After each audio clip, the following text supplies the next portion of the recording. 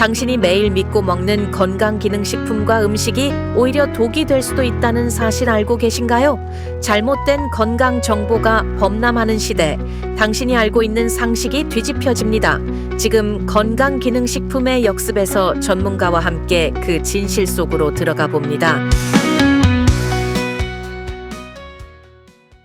안녕하세요. 건강기능성 식품의 역습 9번째 시간은 통합의학 기반 치유식 기반의 장건강 중심 발효식품이 주제입니다.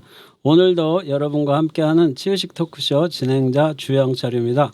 이 자리에는 저와 함께 깊이 있는 이야기를 나누실 분, 치유식의 대가이자 전통음식 연구의 산증인 안명화 교수님을 모셨습니다. 안 교수님 안녕하세요. 안녕하세요. 네, 오늘도 올바른 건강 상식을 전해드리러 온 안명화입니다. 이제부터 본격적으로 통합의학 기반 치유식 이야기를 시작할 텐데요. 모든 건강은 장에서부터 시작한다는 것 많이 들어서 알고 계시죠? 오장육부가 장과 연관되어 있다는 측면에서 보면 장 건강을 위한 현대 융합 치유식은 과학적이고 합리적인 방법으로 각광받는 이유이기도 합니다. 내 몸의 특성과 체질을 이해하고 맞춤형 식단을 실천하는 여러분의 치유식 첫걸음, 오늘도 출발해 보겠습니다. 여러분의 식탁 위에 건강이 깃드는 약밥상 지금 바로 시작합니다. 당신이 매일 먹는 건강기능식품 정말 효과가 있다고 믿으시나요? 과학적 검증 없이 퍼지는 당신의 건강을 위협하는 잘못된 정보들, 과연 우리가 알고 있는 건강 정보는 사실일까요? 건강기능식품의 진실과 허구를 파헤칩니다. 매주 금요일 11시 건강기능식품의 역습에서 당신의 건강한 삶을 위한 현명한 시간을 투자하십시오. 요즘 건강 관련 식품이나 기사에서 융합형 치유식이라는 표현을 자주 보게 되는데요. 교수님, 이 용어는 기존 치유식과 어떻게 다르고 어떤 개념을 담고 있는 건가요? 네, 원래 치유식이란 말 그대로 병이나 증상을 완화하거나 또 건강 회복을 돕기 위한 음식을 뜻하는데요. 과거에는 주로 한방이나 전통 식이요법에 국한되곤 했는데 최근 들어서 융합형 치유식이라는 개념이 등장하면서 조금 더 입체적인 접근이 이루어지고 있습니다. 그렇군요. 그러면 조금 더 구체적으로 설명을 해주면 좋겠어요. 네, 이 개념은 단순히 특정 질환에 좋은 음식을 넘어서서 현대 영양학, 또 기능성 식품, 약선, 또 사찰 음식과 함께 심리적 안정과 관련된 음식 요소들까지 통합해서 다룬다는 게 특징이에요. 네, 쉽게 말하면 과학과 전통 그리고 개인의 생활 방식까지 아우르는 맞춤형 치유식이라고 확장된 거죠. 네, 몸과 마음의 균형을 중요하게 생각하는 게 기본입니다.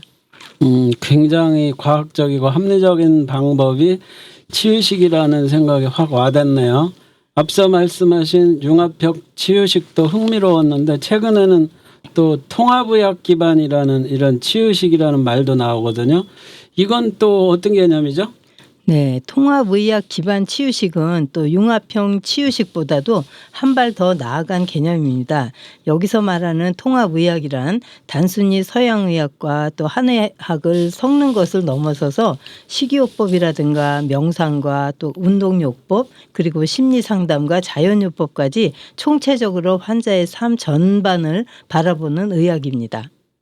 그러니까 음식만으로 접근하는 것이 아니라 몸과 마음 전체를 같이 보자는 건데, 그렇다 그러면 이것은 생활 자체가 통합의학이라는 생각이 드네요. 네, 그렇죠.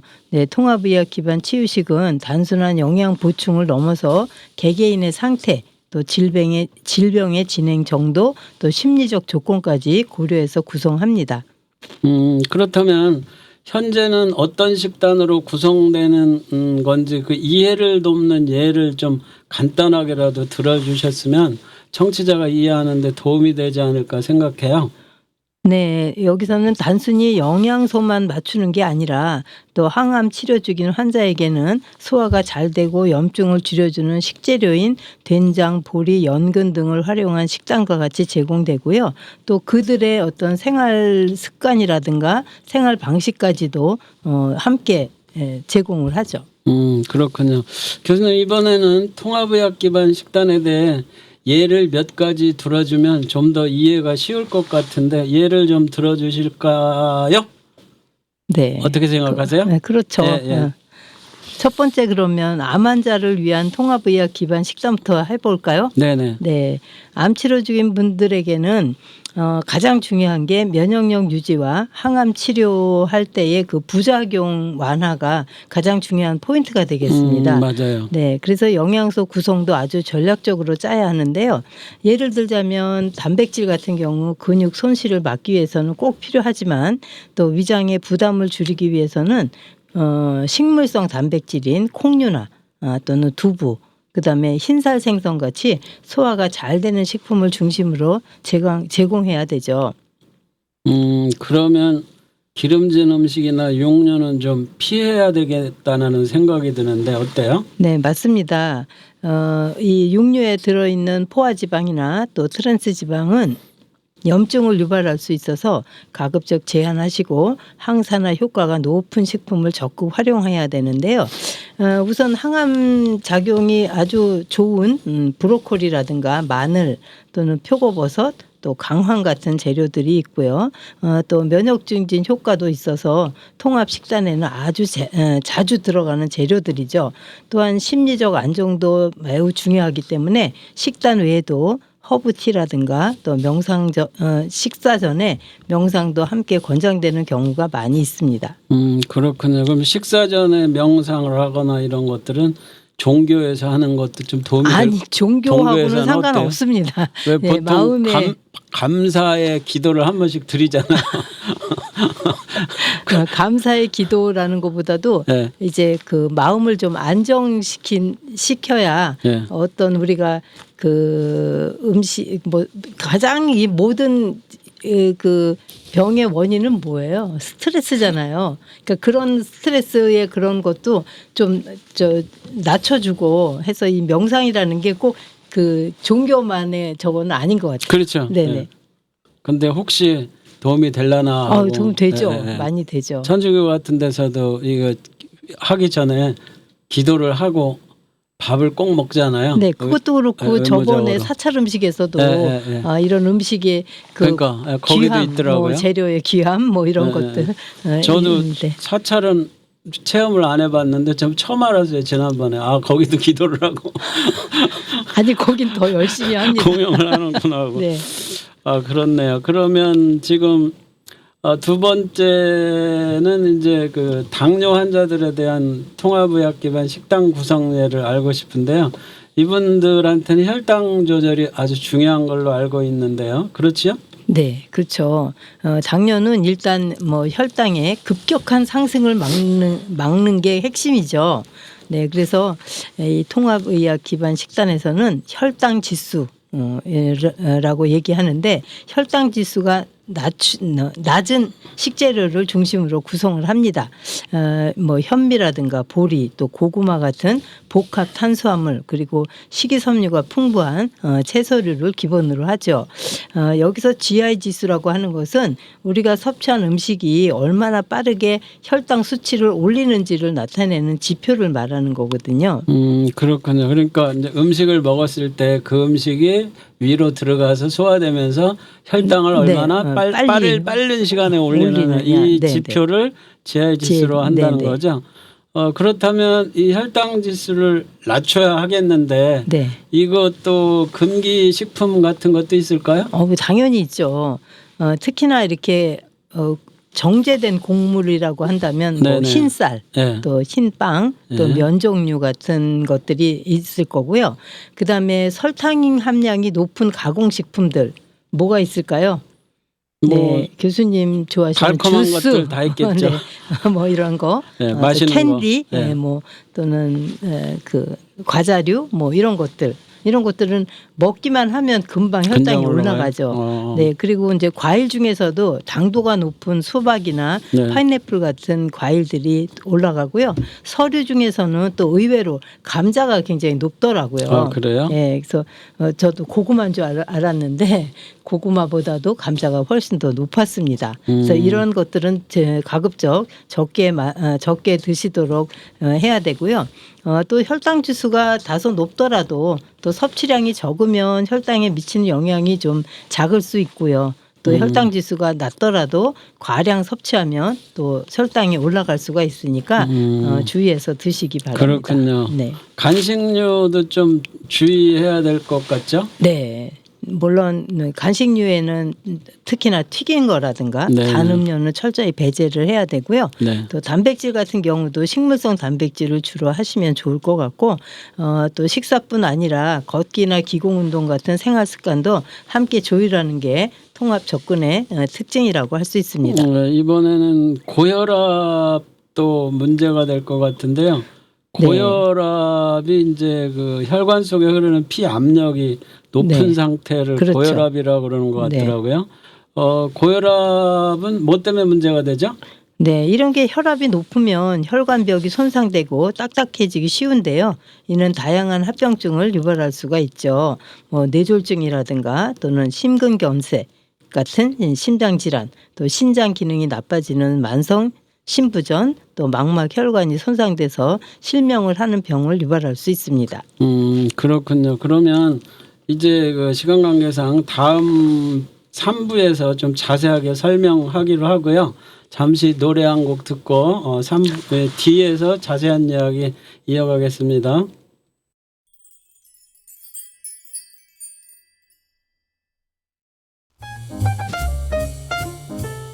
당신이 매일 먹는 건강기능식품 정말 효과가 있다고 믿으시나요? 과학적 검증 없이 퍼지는 당신의 건강을 위협하는 잘못된 정보들, 과연 우리가 알고 있는 건강 정보는 사실일까요? 건강기능식품의 진실과 허구를 파헤칩니다. 매주 금요일 11시 건강기능식품의 역습에서 당신의 건강한 삶을 위한 현명한 시간을 투자하십시오. 로이킴, 내게 사랑이 뭐냐고 물어본다면 노래를 듣고 오셨습니다. 교수님, 앞서 병원에서 제공하는 치유식 이야기를 들으면서도 저도 우리 집 식탁도 좀 바꿔봐야 되겠다라는 생각이 들더라고요. 가정에서도 통합형 치유식을 실천할 수 있을까요? 당연하죠. 치유식은 병원에서만 먹는 특별식이 아니라 집에서도 충분히 실천할 수 있어야 의미가 있겠죠. 네, 핵심은 내 몸에 맞는 음식을 꾸준히 또 부담 없이 준비하는 거라고 생각합니다. 예를 들자면 흰쌀밥 대신에 현미나 보리를 섞은 잡곡밥을 기본으로 하고 국이나 찌개는 염분을 줄이고 또 천연 조미료나 발효장을 활용하는 게 좋겠죠. 그런데 반찬까지 다 바꾸려면 좀 어려울 것 같은데 이거 어때요? 욕먹는 소리가요? 당연하지 않아요? 네, 나의 건강을 위해서는 그 정도의 수고는 감수해야 하지 않을까 생각하는데요. 일단 치유식을 일상화할 때는 작은 실천부터 시작하는 게 좋습니다. 네, 하루 한 끼만이라도 제철 채소 위주로 또 튀기지 않고 또 삶거나 찌는 방식으로 조리하고 또 기름 같은 경우도 좀 좋은 기름 요즘 많이 나오잖아요. 네네. 네, 아보카도 기름이라든가 뭐 여러 가지 네. 그런 들기름이나 참기름 같은 좋은 지방을 사용하는 거죠. 또 너무 거창하게 시작하기보다는 하루 2-3번 내 몸을 돌보는 식사를 계획해 보는 것도 좋은 방법일 것 같아요. 그러면 식단만큼이나 마음가짐도 중요할 것 같은데요. 이 교수님은 식단을 요걸 꾸준히 실천하려면 뭔가 계획이 있어야 될 것 같다는 생각이 드는데 이런 것도 방법이 있을까요? 실천하려고 그러면. 그렇죠. 무조건 뭐 이렇게 그냥 좋다는 거 남들 하는 거 따라하지 마시고 네, 가장 추천하는 방법은 자신만의 주간 식사 루틴을 설계하시는 거예요. 그래서 요일별로 식사 테마를 정해두면 식재료 낭비도 줄이고 실천도 좀 쉬워지겠죠. 이거 좀 재밌긴 한데 어려울 것 있거든요. 어떤 식으로 하면 될까요? 뭐 예를 들자면 월요일 같은 경우는 뭐 일요일 날 조금 이제 과하게 뭐 네네. 그 음식을 드셨다거나 했을 때 네. 뭐 해독의 날 뭐 이런 걸로 아, 정해서 네네. 뭐 채소죽이나 나물 위주의 식사라든가 또 화요일 같은 경우는 뭐 발효식품을 좀 먹는 날 해서 발효식품의 날 뭐 수요일은 본인의 건강 있잖아요. 네네. 뭐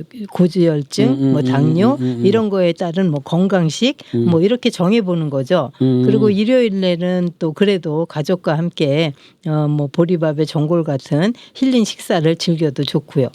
재밌는 아이디어인 것 같아요. 무슨 삼겹살 데이, 빼빼로 데이 이런 것처럼. 예. 저 그런데 이게 예. 장보기도 편할 것 같거든요. 이렇게 되면. 네, 그렇죠. 식단을 미리 짜놓으면 장보기 리스트도 자연스럽게 정리가 되잖아요.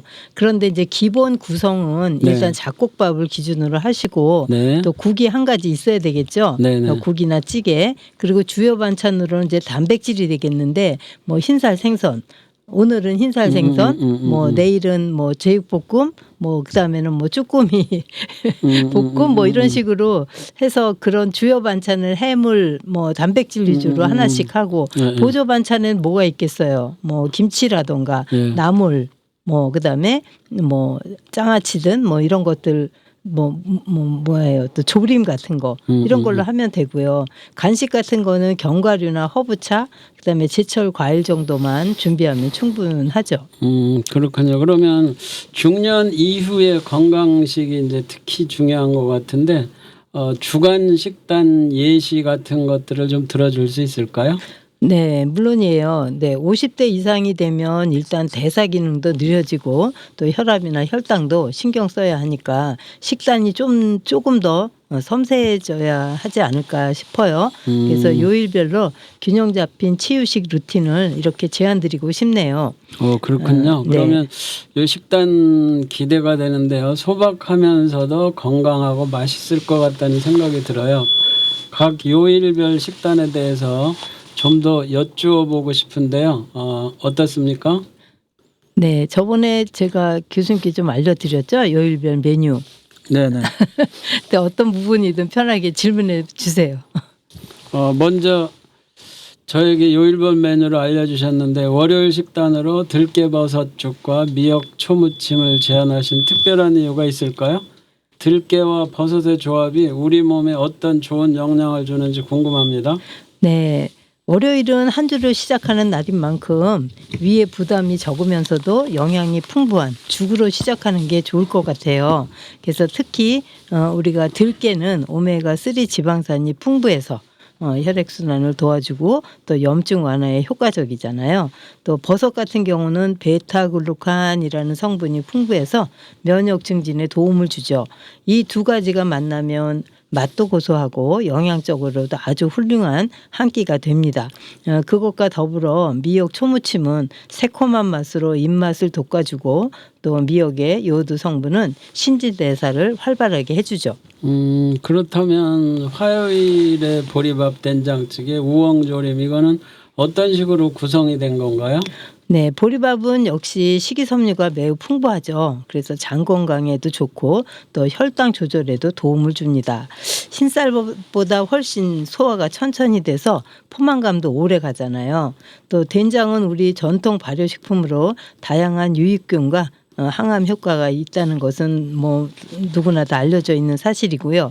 그런데 이제 된장 경우 염도를 좀 낮추려면 멸치나 다시마, 표고버섯 같은 것으로 육수를 아주 진하게 내는 거예요. 네네. 네, 그다음에 된장 양을 줄이는 대신에 뭐 애호박이나 양파, 두부 같은 채소를 듬뿍 넣어서 채소 자체의 단맛과 감칠맛을 활용하는 것이 좋겠죠. 네네. 뭐 마지막으로 뭐 교수님은 싫어하시지만 청양고추나 고춧가루 이런 걸 좀 넣으시면 칼칼한 맛이 된장의 부족한 간을 좀 보완해 줄 수도 있고요. 네네네. 또 우엉조림 같은 경우는 뿌리채소 특유의 그 식감이 있잖아요. 네네. 그리고 장 건강에도 좋은 이눌린 성분이 풍부하답니다.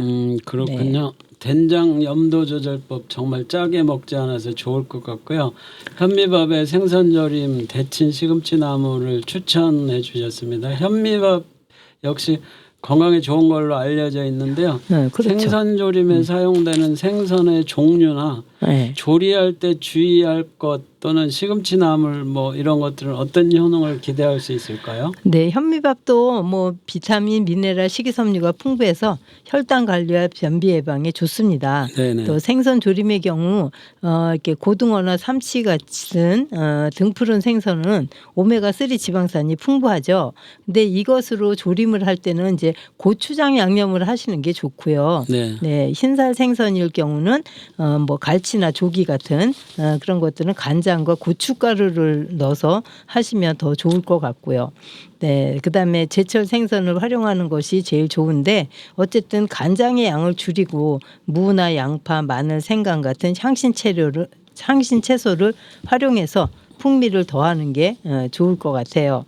그리고 시금치는 누구나 다 알다시피 10대 슈퍼푸드의 하나잖아요. 그래서 철분과 비타민 A, C가 풍부해서 빈혈 예방, 눈 건강, 항산화 작용에 도움을 줄 수 있는 정말 훌륭한 녹황색 채소입니다. 데쳐서 나물로 무치면 뭐 가장 맛있지 않을까요? 생선조림과 시금치 나물 생각만 해도 건강해지는 느낌인데요. 목요일 식단은 고구마 미음과 구운 단호박 굉장히 간소한데요. 이렇게 위를 쉬게 하는 날은 특별히 두신 이유가 있을 것 같아요. 어떤 네. 이점이 있을까요? 네, 우리 일주일 중에 하루 정도는 또 소화기관에 휴식을 주는 것도 바람직하다고 생각해서 이런 것들을 식단을 짰는데요. 우리가 보통 현대인들은 과식이나 자극적인 음식 섭취로 위장이 지쳐 있는 경우가 많거든요. 그래서 고구마, 단호박은 대표적인 저자극 식품이면서도 영양가가 높기 때문에 뭐 드시면 좋고요. 또 고구마 같은 경우는 식이섬유와 비타민이 풍부하고 단호박은 베타카로틴이라는 아주 강력한 항산화 성분이 비타민, 미네랄과 함께 풍부하기 때문에 미음으로 섭취하면 또 소화 흡수가 더욱 용이하게 되고 또 구운 단호박 같은 경우는 자체의 단맛으로 맛을 즐길 수가 있죠. 그래서 하루 정도는 위를 편안하게 해주면 다음날 몸이 한결 가벼워지는 것을 느낄 수 있으실 겁니다. 그렇군요. 위에도 우리 토요일 일요일 쉬는 것처럼 휴식이 필요하다는 말씀 정말 공감되는데요. 금요일에는 콩비지찌개 가지 무침과 같은 저염 단백질 식단을 추천해 주셨거든요.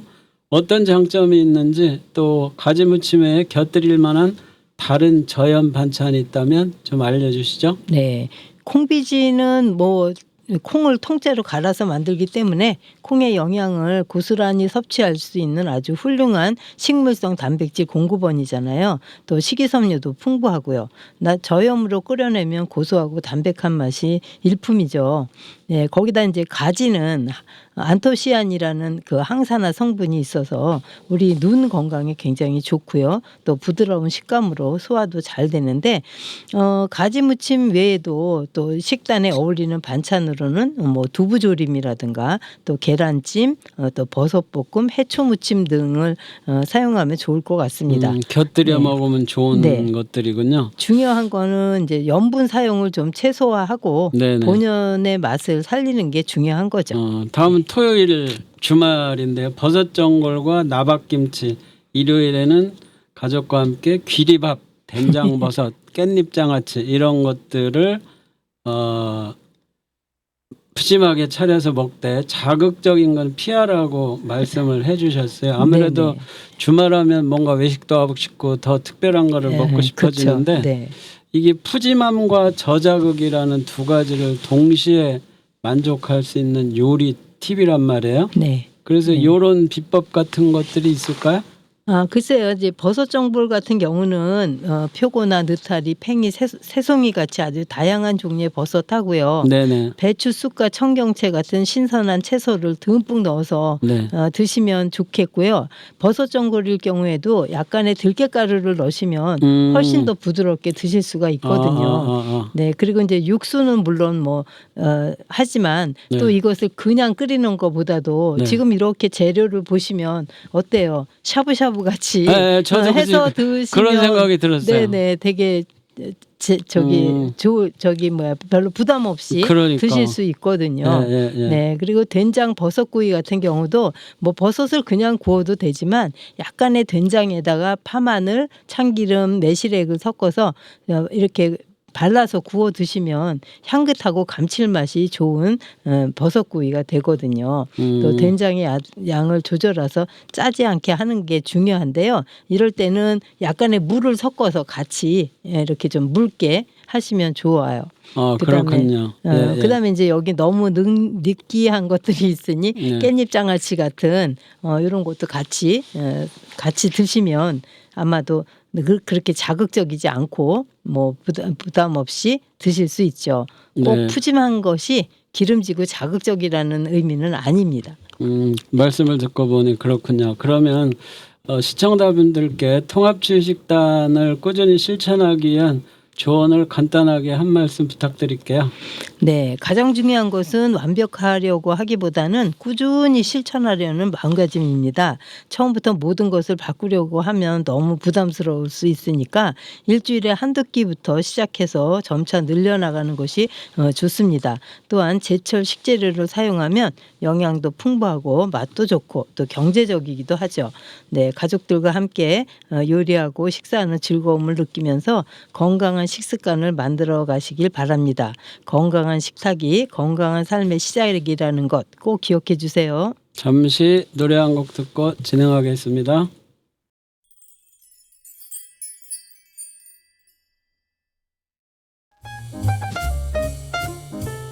당신이 매일 먹는 건강기능식품 정말 효과가 있다고 믿으시나요? 과학적 검증 없이 퍼지는 당신의 건강을 위협하는 잘못된 정보들, 과연 우리가 알고 있는 건강 정보는 사실일까요? 건강기능식품의 진실과 허구를 파헤칩니다. 매주 금요일 11시 건강기능식품의 역습에서 당신의 건강한 삶을 위한 현명한 시간을 투자하십시오. 안 교수님, 앞서 말씀해 주신 통합치유식 루틴을 들으며 문득 궁금해진 게 있어요. 요즘 장 건강이 화두잖아요. 왜 장 건강이 통합치유식의 핵심인가요?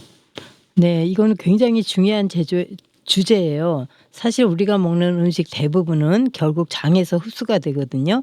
네, 그 과정에서 장내 미생물이 아주 결정적인 역할을 합니다. 장 속에는 무려 100조 마리 이상의 세균이 살고 있어요. 이걸 우리가 장내 마이크로바이옴이라고 부르는데요. 이 균형이 무너지면 소화 장애는 물론이고 면역력 저하와 염증 증가, 심지어 우울증까지 이어질 수 있거든요. 장이 안 좋으면 기분이 나빠질 수도 있다는 거죠? 네, 그렇습니다. 네, 장과 뇌는 장내측이라는 연결 회로로 이어져 있거든요. 네, 건강한 장내 환경은 뇌에 긍정적인 영향을 주고 반대로 장이 염증 상태에 빠지면 세로토닌 분비도 감소하게 되죠.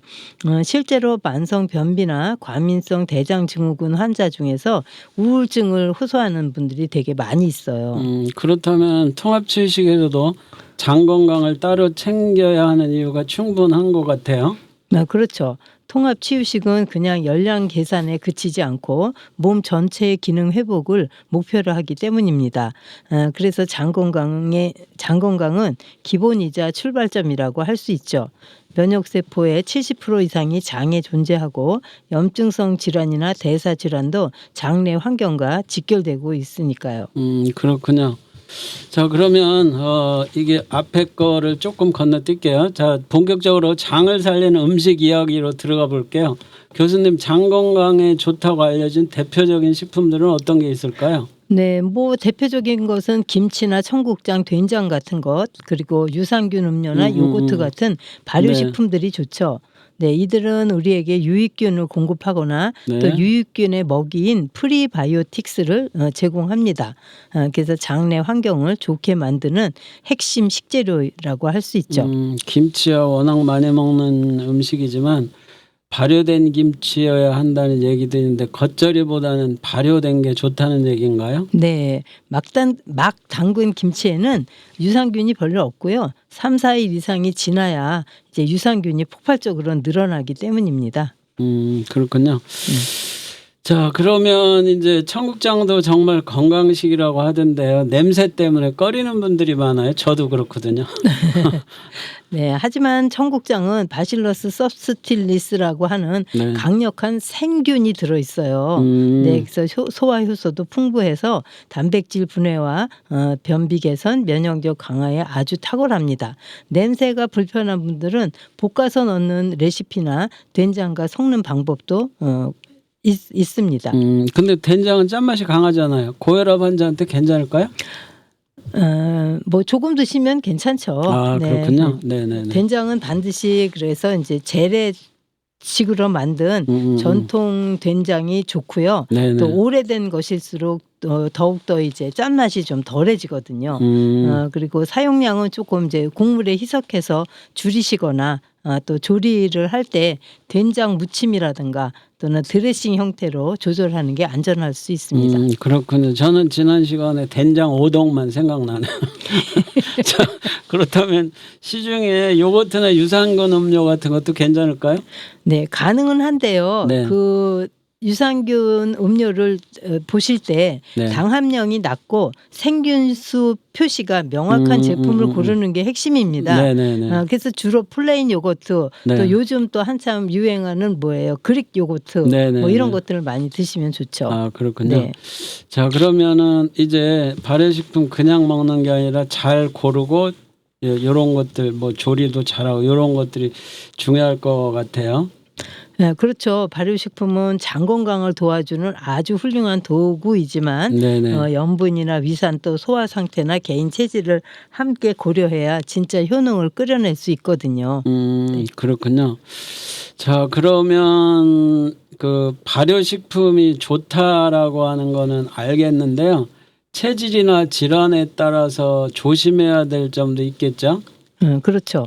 뭐 고혈압이나 신장 질환자 같은 경우는 김치나 된장처럼 염분이 높은 발효식품은 양을 꼭 조절해야 합니다. 그래서 김치를 담글 때도 이제 저염 김치 네네. 또 국물을 할 때도 물에 푸른 이런 된장 국물 형태로 활용하면 부담을 줄일 수 있겠죠. 그렇군요. 그러면 위가 약하거나 장이 민감한 분들은 어떻게 하면 좋을까요? 네, 강한 산발효 음식보다는 요거트나 유산균 발효 음료처럼 부드럽고 소화가 잘 되는 제품부터 소량으로 시작하는 게 좋죠. 그래서 김치도 묵은지보다는 덜 익은 상태가 덜 자극적이기도 하고요.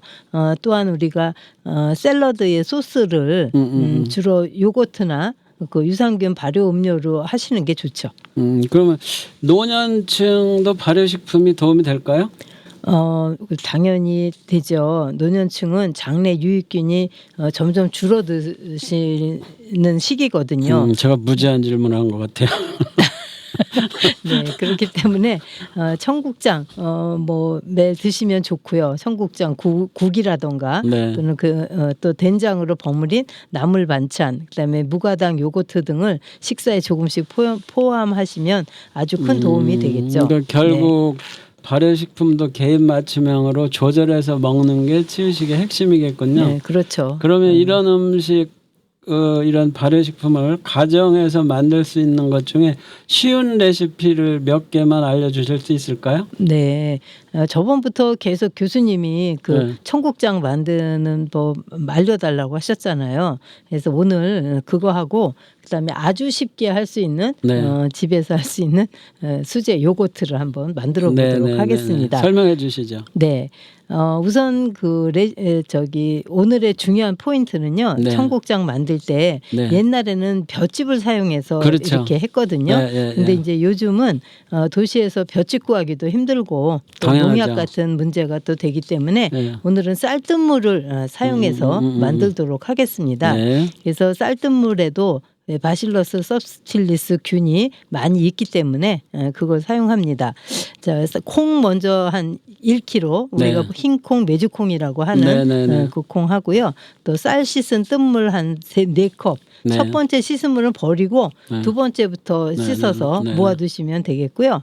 그다음에 뭐 우리가 드시든 청국장이 있으면 좋고 아니면 낫또 조그만 한 팩 정도 있으면 될 것 같아요. 네네네. 네, 원래 먼저 그 콩은 흠이 있거나 또 반으로 갈라진 것은 네. 이제 골라내시고요. 네. 깨끗이 씻어서 한 10시간 동안 정도 불려주세요. 아, 오래 불리네요. 네네, 오래 네. 불려야 됩니다. 네, 그래서 네, 네. 완전히 불리지 않으면 네. 이게 발효가 잘 안 되거든요. 음. 그래서 반을 갈라봤을 때 네, 네, 완전히 네. 속까지 다 불려졌을 때를 사용하고요. 네. 그다음에 그 콩은 한 2시간 정도 삶아주는데 2시간이 어느 정도냐 많이 하실 텐데 검지와 엄지로 꾹 눌러가지고 네. 완전히 부서질 때까지 네, 네, 예, 네. 그 정도 삶아주신 다음에 네. 그러면 온도가 높을 거잖아요. 네, 네, 그러면 한 45도 정도로 식혀주세요. 식혀주신 다음에 쌀뜨물과 콩 삶은 물을 부어서 한 10분 정도 담가놨다가 네. 다시 빼가지고 그 콩을 이제 용기에 담죠.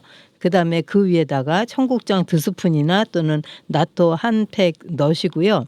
그다음에 배부자기로 덮어주시고 그다음에 담요로 꽁꽁 싸가지고 네. 전기장판 위에서 한 45도로 맞춘 후에 담요를 덮어주시면 됩니다. 그래서 한 48시간에서 60시간이면 이틀하고 이틀 반 정도 발효시키면 되거든요. 예, 예, 예. 네, 그러면 이제 콩이 발효돼서 청국장 냄새가 솔솔 날 거예요. 그리고 다 된 거는 어떻게 하냐면 갈색이 나고 가상자리에 이렇게 하얀색의 곰팡이가 피어 있어요. 네, 그러면 다 된 건데 그래도 또 저기 하시다면 숟가락 뒤쪽으로 이렇게 한번 이렇게 해보시면 쭉쭉 늘어나는 실이 거. 실이 나오겠죠. 맞아요, 맞아요. 그럼 다 되면 다 된 거거든요. 그런데 이제 이걸 놓고 드셔야 되니까 소금이나 고춧가루를 조금 넣으셔서 이렇게 방망이로 좀 찐 다음에 소분해가지고 냉동실에 보관하셔서 하나씩 꺼내 드시면 되죠. 그렇군요. 네. 이거 뭐 특별하게 준비해야 될 건 별로 없는 것 별도 같아요. 없습니다. 재료들이 뭐 네네. 전기장판 이런 것들도 있을 테고 네네. 쌀뜨물 뭐 네, 사다 쓰면 되고. 오늘의 포인트는 쌀뜨물이에요. 그러니까 네. 이게 지금 시판 청국장 이런 것들은 조금 발효할 때 실패를 막는 데 도움이 될 것 같아요. 그렇죠. 그렇군요. 자, 그러면 일단은 플레인 요구르트로 한번 넘어가고 싶어요. 요거 좀 오늘 아침에 네. 해가 오셔서 아주 맛있게 먹었는데 요거 어떻게 하셨는지 좀 설명 좀 해주세요. 이거 너무 간단한데요. 네. 네, 우유는 1리터 준비하시면 되는데 네네네. 이거는 뭐 고칼슘이라든가 뭐 저지방 이런 거 말고 그냥 일반 우유를 사용하시면 됩니다. 네, 그리고 불가리스 저는 150ml짜리 한 개 사용했거든요. 네, 그래가지고 뭐 같이 전기밥솥 용기에다가 우유와 그 발효유를 넣고 잘 섞어주세요. 그리고 보온 기능을 누르고 1시간 두었다가 그다음에 취소 버튼을 눌러주시면 눌러주시고 그다음에 그대로 12시간 동안 놔두면 됩니다. 네, 그러면 아까처럼 이렇게 꾸덕꾸덕한 그런 플레인 요구르트가 완성이 되죠. 그러면 그렇게 해서 아침에 꿀이나 또 뭐 거기에 뭐 블루베리 같은 거 그런 걸 넣어서 드셔도 되고요. 근데 하루 정도는 좀 숙성을 시키는 게 좋아요. 냉장고에서.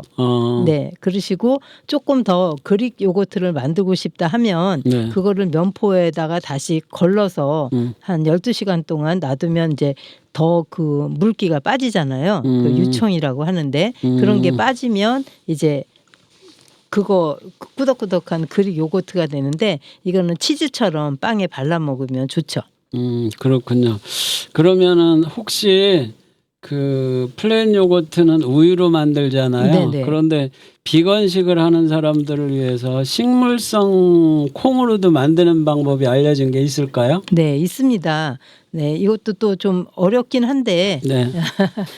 이제 두유를 일단 만들어 봐야 되거든요. 그래서 이제 아까처럼 그 백태 콩이요, 메주콩을 한 2컵 정도 준비하시고 물하고 준비해서 준비하시고요. 그다음에 요거트 스타터라는 게 있어요. 네네네. 종균이라는 게 있는데 네네네. 그거를 좀 사용하셔야 될 것 같아요. 여기는. 네네. 예, 그러면 이제 콩을 깨끗하게 씻어서 네. 또 여기도 한 10시간 정도 불렸다가 이거를 삶아줍니다. 네. 삶을 때 아까는 2시간 삶았잖아요. 네네네. 네, 그 청국장 할 때는. 네네. 근데 그게 아니고 여기는 한 20분만 삶으면 됩니다. 아. 네, 그래서 20분 정도 삶아서 다 익으면 네. 또 너무 오래 삶으면 메주콩 냄새가 나거든요. 그리고 냄새가 또 난다. 설 익으면 또 풋내가 나고요. 그렇죠. 예. 그래서 이거 삶는 게 되게 중요해요. 그래서 한 20분 정도면 거의 다 익어지니까 네. 요거를 건져내고 이제 믹서에다 갈아줍니다. 갈아서 주고 그다음에 이제 배주머니에다 넣고 짜면은 두유가 나올 거 아니에요. 그렇죠. 예. 네, 그러면 고기까지가 이제 두부 만드는 공정과 같아요. 그렇죠. 그래서 거기다가 이제 우리가 두유에다가 뭘 넣죠? 간수. 간수 넣으면 두부가 되는 거고. 슬슬 저으면 네네네. 어렸을 때 예, 예. 옆에서 많이 본 것 그런데 같아요. 이제 우유는 이제 이게 두유가 되는 거예요. 아까 우유처럼. 네네. 그럼 거기다가 이제 스타터를 넣고 다시 아까 보온 기능 눌러서 한 1시간 지나고 그다음에 취소 버튼 누르고 다시 12시간 동안 뭐 해야 돼요? 그냥 놔두고 숙성을 시키는 거죠. 방치하시면 이제 요거트가 되는 거죠. 그러니까 그래서 이게 이제 결국은 그 그 두부 만드는 과정의 네. 두유까지는 똑같고 네네, 똑같고. 뒤에다가 이제 종균을 집어넣어서 네네네네. 발효를 시키면 네네. 식물성 그렇죠. 두유가 된다. 식물성 두유가 되고. 그렇군요. 네. 그러면 얘는 발효 온도가 어떻게 돼요? 네, 발효시키려면? 아까도 제가 이렇게 삶거나 찐 것을 좀 식히라고 했잖아요. 네네네. 그러니까 그렇게 삶거나 식혔을 때 바로 그런 쌀뜨물이나 넣게 되면 거기에 있는 균들이 다 네. 죽어버리죠. 얘네들도 다 활동할 수 있는 적정 온도가 있거든요. 네네. 그게 바로 37도에서 45도 정도가 되고요. 또 너무 낮아지면 얘가 활동을 못 해요. 아, 그래요? 네, 그리고 또 활동도 안 되고 발효 시간도 너무 길어지고. 네, 그래서 그런 것들을 좀 주의해야 돼서 항상 45도를 맞추는 게 중요한데 뭐 전기장판에 뭐 한 4, 5 정도? 네네. 네, 그 정도로 놓고 항상 좀 이렇게 맞추셔야 돼요. 그래서 발효식품이라는 게 아무래도 신경 써야 만들기 되겠죠. 다 힘듭니다. 네. 또 우리가 뭐 간장이나 된장 같은 것도 마찬가지고요. 그렇군요. 네. 오늘 너무 간단하게 청국장과 요거트 만드는 방법을 알려주셨는데요. 누구나 쉽게 집에서 만들 수 있을 것 같아요. 교수님과 오늘은 여기서 작별하겠습니다. 오늘도 유익한 말씀 감사합니다. 잠시 노래 한 곡 듣고 이어가겠습니다.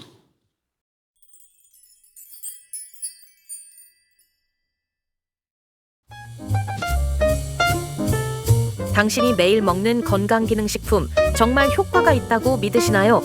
과학적 검증 없이 퍼지는 당신의 건강을 위협하는 잘못된 정보들, 과연 우리가 알고 있는 건강 정보는 사실일까요? 건강기능식품의 진실과 허구를 파헤칩니다. 매주 금요일 11시 건강기능식품의 역습에서 당신의 건강한 삶을 위한 현명한 시간을 투자하십시오. 아이유 빨간 운동화를 들으셨습니다. 오늘은 통합의학 기반 치유식이라는 주제로 안명환 교수님과 함께 진행해 보았습니다. 특히 통합의학 기반 치유식에서 장 건강이 중요한 핵심이라는 것에 놀랐고요. 그것을 주제로 자세하고 풍성한 이야기를 나눴습니다. 우리는 건강에 좋은 음식이 특별한 재료에 있을 거라고 생각하지만 실제로는 우리 주변에서 쉽게 구할 수 있는 식재료를 깨닫게 되었습니다. 만일 특별한 재료라고 생각한다면 광고에 노출된 수많은 외국산 수입 식재료가 여러분의 식탁에서 건강을 위협할지도 모릅니다. 우리 몸에 좋다는 신터부리가 새삼 다가오는 이유입니다. 오늘의 주제 통합의학 기반 치유식은 단순히 서양의학과 한의학을 섞는 것을 넘어서 식이요법, 명상, 운동요법, 심리상담, 자연요법까지 총체적으로 환자의 삶 전반을 내다보는 시각으로 여러분께 다가가는 유익한 시간이 되었으면 좋겠습니다. 여러분의 식탁에도 통합의학 기반 치유식 실천으로 변화의 씨앗이 되길 바랍니다. 지금까지 진행의 주영철, 도움 말씀의 안명호 교수, 기술감독 유소인 님이 함께했습니다. 다음 시간에도 더 깊고 정확한 건강정보로 여러분을 찾아뵙겠습니다. 내일은 분명 오늘보다 더 건강해질 겁니다. 박정현의 마음으로만 들으시면서 저는 이만 물러가겠습니다. 안녕히 계세요.